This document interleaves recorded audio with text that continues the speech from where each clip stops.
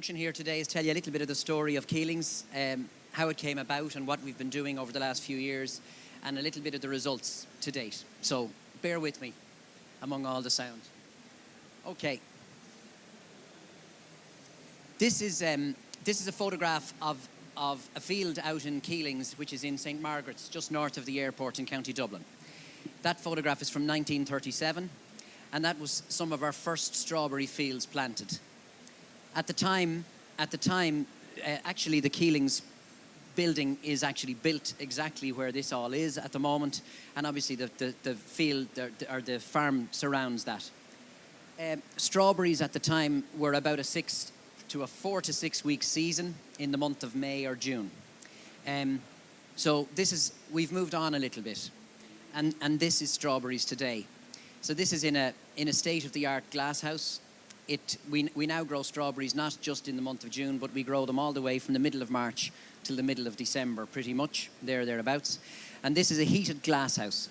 So we start in a heated glass house, we then move to a cold glass house, and finally out to tunnels. But everything we grow in terms of our soft fruit is grown, protected and looked after very, very carefully. In terms of where did we get our insight for should we do something with the Keelings brand, or is it possible to launch that? The business is now in its third generation. So I work for a guy called David Keeling. David is the third generation. You had Caroline Keeling earlier on here today at a different presentation. She's our Chief Executive Officer. And the chairman of the business is Joe Keeling. He's still in the business. After 90 years of business, we're celebrating 90 years of business this year. But 6 years ago, we didn't have a brand. So we were a service provider selling our fresh fruit and veg wherever we could. And we did an amount of research back in 2009 to understand, is there an opportunity to bring a Keelings brand to the marketplace? So that commenced in 2009. And we've done lots of research since. Anything from 2009 to 2015. We've probably been in market 5 or 6 times over that period doing various pieces of research. Other places we get our data from, Nielsen, Kantar, a little bit of Dunnhumby. We get our own sales data and a little bit of customer feedback. And lastly, we sort of go out and do what everybody else does. We trawl around and what's there and what's available and what's it telling us. And I just throw you 1 or 2 things to give you a sense of, is there a market for berries? This is from Board Bia's Consumer Lifestyle Survey, and they segment people into 6 groups. And if you look across those 6 groups and say, well, does it apply to berries and the category of berries? Busy lives, I want convenience. There is no more convenient a fruit than a berry. In fact, if you put out fruit on a table, you'll find that berries go first, followed by bananas because they're easy to peel, followed by an easy peeler orange because it's pretty easy to peel, then an apple, and finally, eventually people will get to oranges when they want to destroy themselves, But in terms of pure convenience, it's really convenient. Shared experience is a very interesting one for strawberries because everybody has a memory of strawberries related to their childhood or a time or a place or people they were with, and it's a very evocative thing people talk about. So it's right smack in the middle of shared experiences. It's in responsible living, doing the right thing, buying locally produced produce. It's obviously health and right smack in the middle of that trend of health and well-being. And if you go to the bottom one, it's about keeping it real. So it's authentic, it's authentically locally grown for the period of the season that we can do that. And finally, this personal value seekers, I think the 2 for 5, the ubiquitous 2 for 5 on berries is the piece that has sort of brought consumers into that place. If you ask consumers, what's the price of berries? They'll say it's 2 for 5. That's their answer. So it's you can see where it applies. If I just pick something that we picked up ourselves a number of years ago, these are the top 12 trends in food. And if you run along those trends, there's only 2 of those 12 that berries don't apply to. One is dairy and one is protein. But everything else, it fits right into. So berries are doing very well as a category because they do fit with what it is that people are doing today. Here's an interesting one for you. How do you launch a brand into a category which is predominantly own label? Everything in that category is own label. And it's unlike most categories. When you go into that category, the customer, as in a Dunnes Stores or a Musgrave or a Tesco, actually don't want you to be there. So this is our point of view. And our point of view is we believe there's a massive and significant opportunity for brands and own label in fresh produce. And we think that by doing the 2 together, we will deliver on penetration and consumption of fruit. Why the Twix bar? The Twix bar is there because there's more money. I'll just give you a sense of it. The size of fresh fruit and veg in Ireland is about 1.2 billion. Yeah? The size of the confectionery market in Ireland is close to 300 million. So if you put that across Europe, there's more money spent on the Twix bar in Europe than there is on the entirety of fresh fruit and veg in terms of marketing. And yet the product on the right-hand side is the one that's good for you, and you should be having a minimum of 5 a day. And we won't talk about the one on the left-hand side. Yeah? So the point of view is, if there was brands, there would be marketing. And people would be talking about things, and we would be trying to drive penetration and consumption. So our conclusion way back when we did the research originally in 2009 is, what came out really strongly was the consumers wanted to know who they were buying their berries from, and they'd ideally like to know the family that they got that from. And hence, we came to market with Keeling's berries, the whole of the range. Okay, so here's our brand vision. I'm going to separate it into a couple of areas. We want to win consumers and customers' loyalty. I'll stop there. Consumers being you and me and eating at home. Customers being the retailers that buy from us. I want to get them into a frame of mind that actually, by supporting this brand, I have doubled my sales. That I might have increased my sales of own label as well, but actually this category is really, really doing well. So that's how I think we'll develop that loyalty. But by doing 3 things. Delivering great quality produce, and it's founded on that. And I'll talk a little bit more about that, but we spend an inordinate amount of time and money on generating the right varieties. 5 years ago when I joined the business, I thought a strawberry was a strawberry. Now I think there's a Keeling strawberry, and then there's all the others. And that's because of the amount of work we do in terms of trying to develop those varieties. So quality is really important.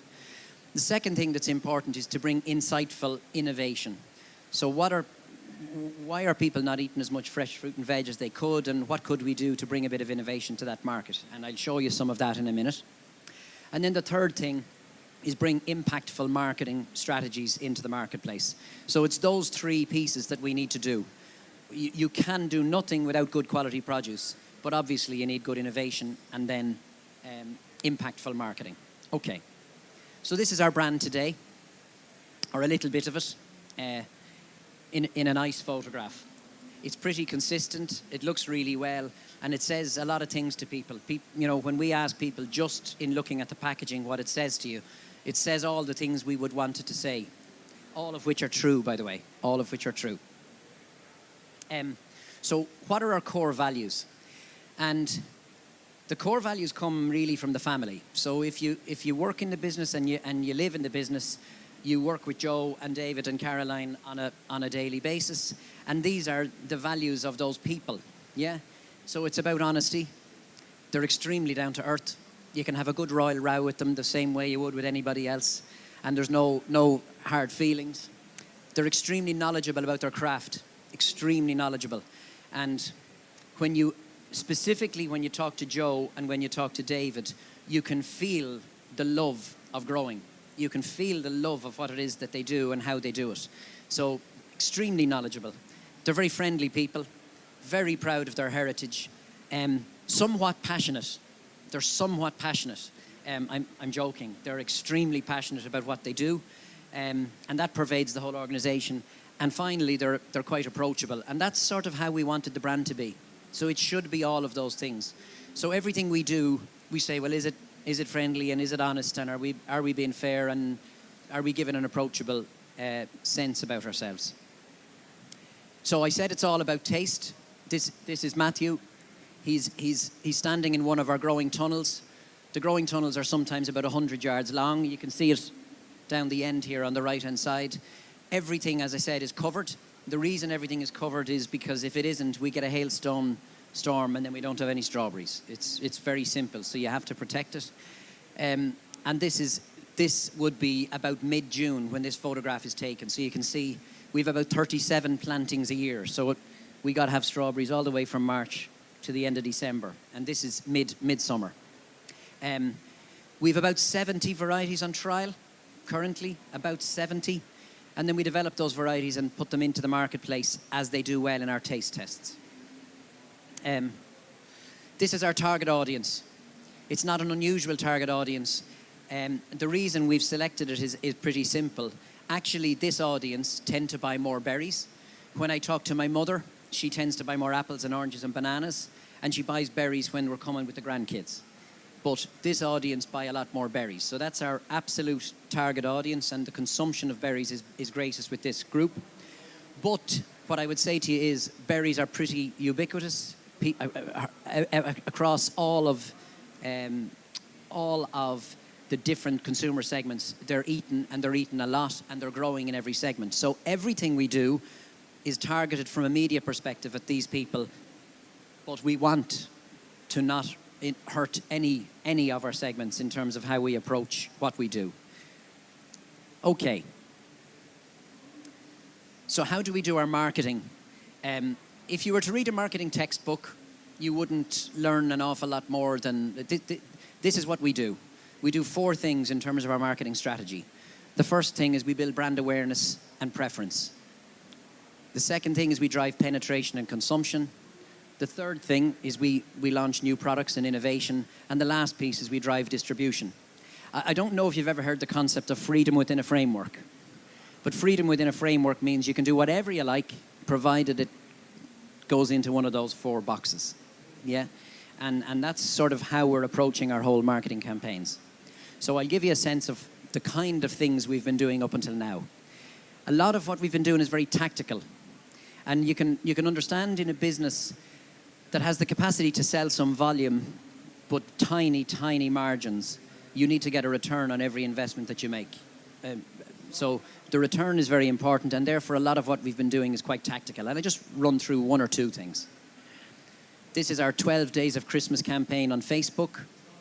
This is our fruit platter on the bottom left-hand side, which we turn into a Christmas tree platter for the month of December. And then we encourage people with a bag offer to say buy 2 and maybe gift it out to somebody. But very, very focused and very tactical activity to drive sales. January. We've become sort of famous for January. We've now done it 4 years in a row. We've patented the name January. It's a great word, berry, actually, because it's very, very good, and you can use it in all of those. Anyway, January. And during January, what we will do is we'll put a promotion in store. It will say, buy 2 of these items and get a free something. And I'll show you a little bit more of that. It has gone extremely well for us. What's good about January, and I'll show it to you in a minute, and the piece that I think is important for our customers is, yes, it drives the sales and the brand, but does it drive the category? And every time we've done this, we've driven the category on again and again and again. And I'll show you some of those stats in a minute. A similar promotion, which happens around May time every year. The reason May for us is because it coincides with a big, big peak in production. It's where you're in cold glass, and then you go into tunnels, and it happens all at the same time, and bang, we need to have some additional volume. And we originally brought that in to drive that volume. Now, there's no peak there anymore. It doesn't, because we outsell that peak most of the time. But it has worked extremely well. This one on the left-hand side is our lunchbox this year, and this was from 2 years ago. We did our water bottle. There's about 400,000 water bottles now out and about in Ireland, and if you go to a football match, you'll probably see one. So the next time you're at a football match or anywhere and you see a red bottle, it's ours. And it still says Keelings on it. This one I like. It's one that we've done called with Heritage Island. And to those of you who don't know what Heritage Island is, it's a group of people that get together, or it's an idea in order to get people to go to lots of different historical Irish sites all over the country. And we've teamed up with them. You'll get this sort of activity on a little credit card in your punnet of strawberries, and that entitles you to 2 for 1 or a free child's place. Okay? We educate the consumer quite a lot. We spend a lot of time teaching them how to grow strawberries and raspberries and blackberries, and in that way they'll figure out how good Keelings really are. We've a lot of work done on our website, and we talk monthly with our consumers via e-zine. And then this is a little bit about what we do on Facebook. We started our Facebook activity back in 2013, and we're now up from 5,000 likes midway through 2013 to 63,000 likes. And we've quite a lot of engagement with people and share a lot of knowledge and recipes and growing techniques and all of that. This is our farm shop. in the centre. So we opened a little farm shop this summer after a number of summers of trial. And on the left-hand side, you've got Caroline, Joe, and David at our 90-year celebration at the farm shop in July. And in the future, I would like to make that a destination. Maybe not the Guinness Storehouse, but something on the lines of it, done in the Keelings way. Yeah. So, does it work? Does it work? So these are our, I said awareness and preference. These are our awareness and preference numbers. So, in the last 5 years, we've taken unprompted awareness from 17% to 51. We've taken prompted awareness from 53 to 86. And we've taken our net promoter score. Now, to those of you who don't know what a net promoter score is, it's ask me, do I like your brand? And I'll tell you anywhere from 1 to 10, 10 being wonderful and 1 being I don't, yeah? We add up the people who said 9 and 10, and we subtract the people who said 0 to 6. So it's a pretty harsh measure. You know, all of these people that could be negative minus the people positive. We're the 3rd most positive brand out of 355 brands surveyed last year. So it's very proud of that number. What do we do in terms of penetration and consumption? So the type of activity I talked about, January, water bottle, you can see the type of growth that we'd have gotten on the brand in those months when we did that activity. But what I think is most important is we've driven the category. Even this year again, in January, the category grew 46% in the month that we did the activity, which I think is just phenomenal. And lastly, what have we done for penetration and consumption? Well, penetration when before the brand, in 2011, 77%, up to 86. And consumption, or frequency of purchase, consumers have gone from 13.6 times a year back in 2011 to 28.8 times a year now. So you can understand that consumption has gone very, very well. And the last little one in terms of innovation, what are we doing? This is snack pots on the right-hand side. But anything we've launched is doing very well and growing very quickly, which is good. And then finally, in terms of distribution, this is a weighted distribution measure. What have we done in terms of the Irish grocery market? And we've gone from 26% distribution to 76% over that period. So, if I was then to go back out to my customer and say, you should have my brand or you should not have my brand, what story would I tell them? And this is the story I would tell. The green line is berries. All the other lines are all the other fruits currently on sale in the marketplace. So you can see they're broadly flat or some increases. Actually, some pretty good increases in there. But if you look at the berries line, it's a phenomenal growth from the 3rd largest category in fresh fruit and veg to the single largest category by a big, big distance. It's grown 136% since we launched the brand in 2009. And we'd like to say we think we had a big, big impact in that. The last bit, and you're probably not going to hear video, so it's not going to have the effect I thought it might, but the last little bit is, so what do you do with the brand next? And what we'd like to do with the brand next is introduce you to the farm, let you see it visibly, because as a consumer, when you come out to the farm, or if you're on the farm, it's a pretty special place. As an Irish person, I feel very proud of it. It's now nearly 450 acres, but it is, 175 acres of that is under cover growing berries. And we wanted to show a little bit of that to our consumers. So we've sort of gotten to that place where we think TV is important. And we also wanted to make it relevant for consumers. So not just show the farm, but maybe how is berries relevant to you? So this is our first attempt at a TV ad, and hopefully you've seen it running during the summer. And Aisling, will you click go on that for me? Down the bottom of the screen. Now you're not going to hear anything because the sound isn't connected.